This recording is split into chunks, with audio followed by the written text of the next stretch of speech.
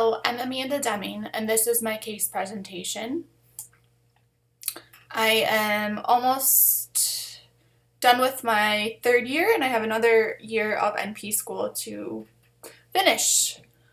My case presentation is about a patient with a diagnosis of rheumatoid arthritis. Objectives for this case presentation include understanding the signs and symptoms of RA, recognizing the diagnostic criteria for RA, understanding the treatment for RA. I do have a lot of interest in the autoimmune disorders because they can be so similar yet very different, and it's important to look at what tests and what physical exam findings you see to rule out each disease. Because arthritis can be so similar yet so different when it comes to osteoarthritis and rheumatoid arthritis. This is the patient. She is a 39-year-old African-American female. She is an ER nurse, and she likes to be active. She likes to run and swim for exercise. She is here today as her chief complaint. I hurt everywhere and everything hurts. I'm exhausted and fed up with the pain. I need to figure out what's going on. Subjective findings. Patient has been dealing with pain everywhere for greater than 1 year. She states it seems to be getting worse than better. She feels the worst pain in the morning. She complains of joint and muscle pain. She has been diagnosed with fibromyalgia in the past, but since she is a nurse and knows quite a bit about healthcare and human anatomy and physiology, she did not feel that this was the proper diagnosis for her. She also complains of weakness and stiffness. Her joints that hurt the most are her wrists and her feet. Occasionally her ankles bother her too. The pain has been affecting her daily activities that she enjoys, as well as affecting her work life when she's at work.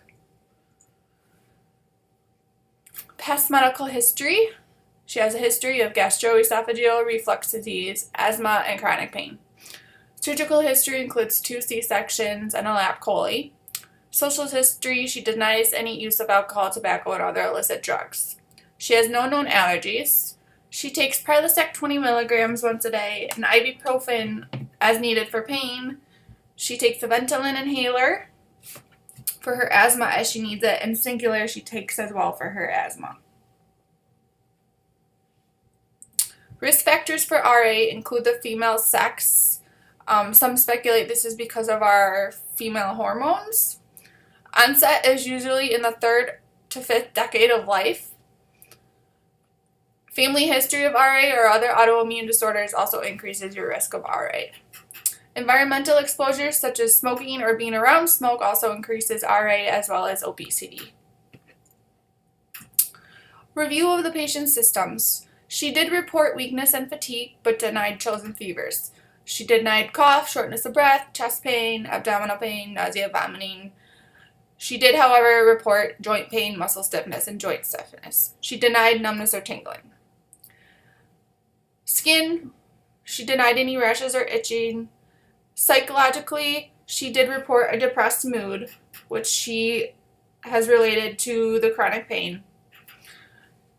Genitourinary, she denied sexual problems and dysuria. Vital signs are 130/86 for her blood pressure, 96 heart rate, 16 respirators, 98% room air, 98.2 temporal temperature.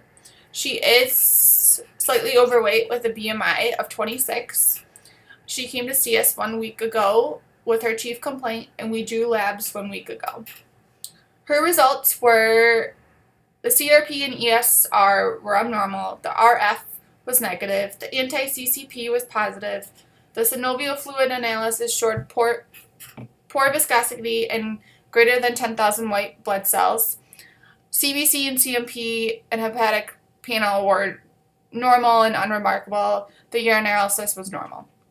So in regards to the CRP and ESR, those are labs that show us some general inflammatory disease process going on.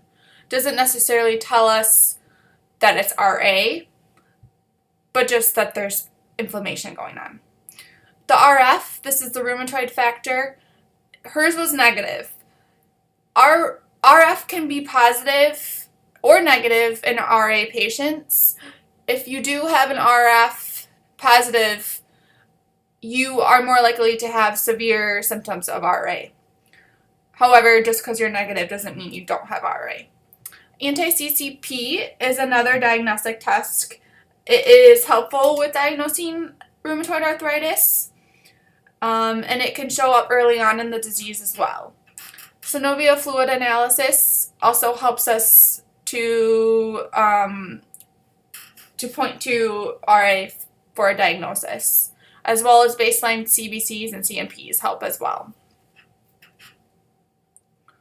Upon the physical exam, she was alert and oriented ×3, no acute distress, head, ears, nose, and throat, all within normal limits, pupils equal and reacted to light, extraocular movements intact, rate, rhythm, and was regular, no murmurs, gallops, or rubs, pulses +2 throughout, no lower extremity edema, lungs clear to auscultation, normal effort, no distress. Musculoskeletally, her bilateral wrist and finger joints are tender to the touch. She has limited range of motion in the wrists and they are swollen. She also has reduced grip strength bilaterally. Lower bilateral phalangeal joints at the feet are tender to touch and swollen. Her bilateral tibia-talar joints, the ankle joints, are tender and swollen as well, and has decreased range of motion. Her lumbar spine is normal curvature, no swelling or deformities found. Neurocranial nerves intact 1 through 12. Gait is normal, deep tender reflex within normal limits as well. Abdominal is soft, non-distended, no masses, bowel sounds present in all 4 quadrants. She does have a depressed mood. Skin is unremarkable with dry, warm, soft, and capillary refill of less than 3 seconds. Diagnostic tests to help with the diagnosis of RA. We will do the ESR, like I mentioned before, the CRP, RF, baseline TBCs, BU1 and creatinine, hepatic panels, the synovial fluid analysis, and Hep B and C. In more advanced stages of RA where patients have deformities, it's good to do imaging with x-rays and MRIs. We did not feel this was necessary at this point since she seems to be in the early stage of RA.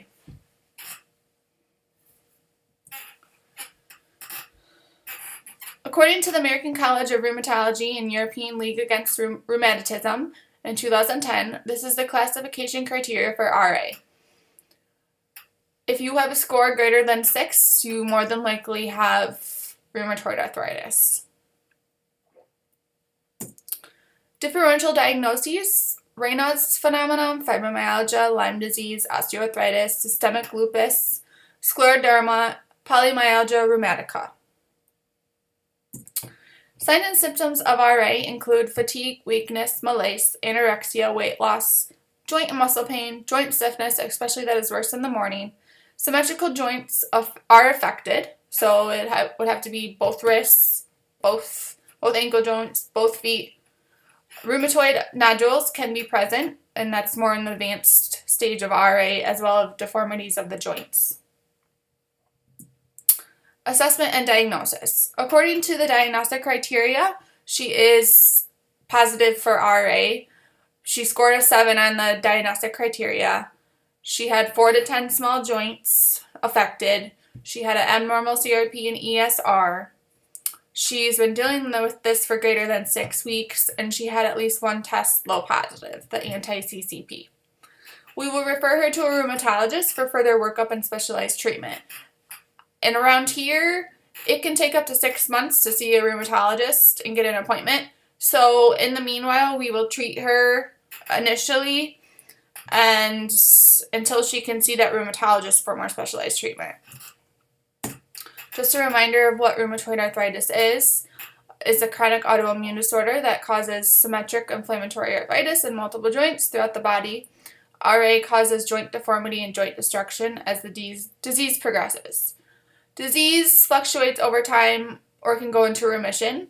It's also interesting that some females, because they are more than the likely ones to get RA, they can go into remission during pregnancy, which is also why we mentioned female sex hormones could be a reason of a cause of RA. So I found that very interesting. On the top picture, this is advanced RA, deformities in the joints. It looks very painful. Bottom picture is early RA and the joints is swelling, and this is what our patient's joints look like at this point. Treatment plan for her includes, the goal is remission or low disease activity. We want her to return to functional abilities in her daily activities with minimal to mild pain. We will treat her RA while she's waiting to get into the rheumatology appointment. In the meanwhile, she will continue her ibuprofen because that is an NSAID and it's a first-line treatment for RA. We will also add the prednisone to her daily regimen, which is a steroid that also helps to decrease the inflammation in her joints. We will also add on Flexeril at night for her as she needs it for muscle pain. And then I will also recommend a over-the-counter daily multivitamin that has vitamin D and calcium in it due to her being on a steroid. We will reassess her symptoms in 2 to 4 weeks to see if the pain or swelling went down.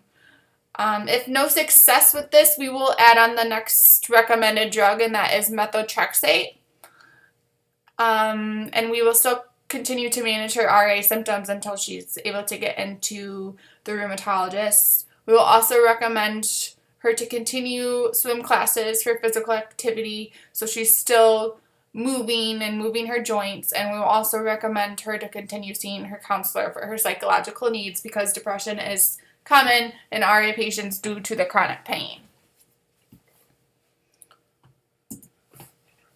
Pharmacological therapy. First-line treatments, as I mentioned, include NSAIDs, ibuprofen, and aspirin, as well as glucocorticoids, steroids, such as prednisone. Next treatment is typically disease-modifying antirheumatics that include methotrexate. Other anti-rheumatic drugs include cyclosporin, tetracyclines, antibiotics, and gold sodium thiomalate. Other more advanced treatments include biological agents such as anti-tumor necrosis factor, IL-1 inhibitors, and B-cell targeted therapies. Non-pharmacological therapy is also important in RA patients, and that includes physical therapy, occupational therapy, massage, chiropractor, acupuncture, also psychological interventions such as counseling and meditation. The research article I found to help support my diagnosis of this patient is by Clancy and Hasthorpe, and it is about the pathophysiology of rheumatoid arthritis. In their assessment and diagnosis section, they mention the CRP, which we mentioned before, which tells us inflammation in the body.